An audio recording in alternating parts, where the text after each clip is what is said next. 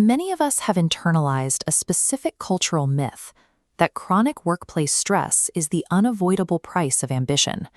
We treat overwork as a virtue and wait for the results to justify the toll. Amy Lenecker lived this myth until age 40, when she hit a wall of panic attacks and forced medical leave. The turning point came during a checkup, when she looked at a medical form asking for her hobbies and realized she had no answer. Chronic stress works invisibly over years, gradually stripping away your core identity.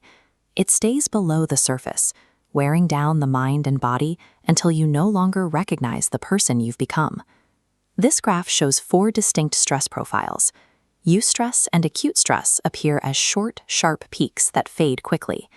Distress feels overwhelming, but the danger lies in this flat, elevated baseline. Chronic stress, the relentless pressure that goes unaddressed for years.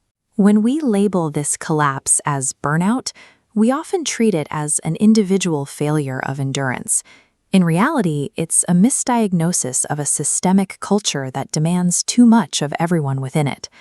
Reclaiming our working lives requires a shift in perspective. By methodically reducing daily friction, we create the necessary conditions for joy to exist alongside our careers. The first step is to see the stress clearly. Getting abstract anxieties out of your head and onto paper makes them concrete, giving you something tangible to solve. Using a stress ruler, a 0 to 10 metric, allows teams to have honest conversations about their current capacity. It identifies the breaking point before the team actually reaches it. This framework breaks workplace stress into 5 distinct nodes.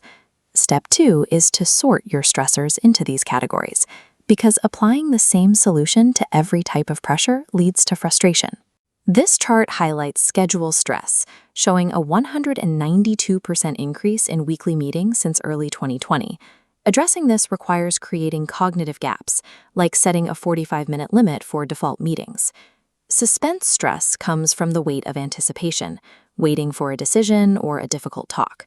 The brain produces the same chemical response for a potential threat as it does for a real one, wearing you down through pure anticipation. Social stress involves fractured relationships. Most workplace conflicts that appear to be about specific tasks are actually the result of 2 people's unspoken, deeply held values colliding. When leaders misidentify these specific frictions as general workload, they fail to target the root causes of their team's exhaustion. Sudden stress arrives without warning, through reorgs, funding cuts, or unexpected crises. It demands a response before you have time to prepare. Effective leaders navigate these sudden crisis moments by using the Stockdale paradox. It requires a difficult balance, being brutally honest about the harshness of the current situation, while maintaining unwavering hope that you will prevail. The final category is system stress. Research attributes 94% of workplace challenges to systemic structures and culture, rather than the individuals working within them. The U.S. Surgeon General identifies 5 essentials to combat these toxic systems, including protection from harm, work-life harmony, and the opportunity for growth. True leadership focuses on building these resilient systems to protect people, rather than attempting to be the martyr who personally absorbs every crisis. Step 3 is to solve.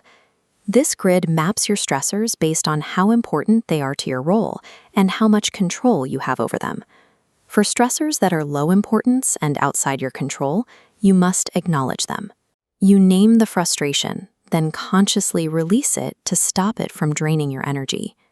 When something is within your control but low importance, like a task that belongs to someone else, you accept it isn't your job. You shift from asking, "Can I do this?" to "Should I?" For high-importance issues outside your reach, you land in the top left.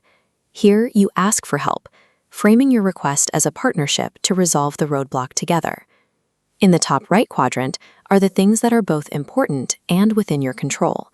Your move here is to act, identifying the very next intentional step you can take, no matter how small. Using this matrix breaks the cycle of paralysis.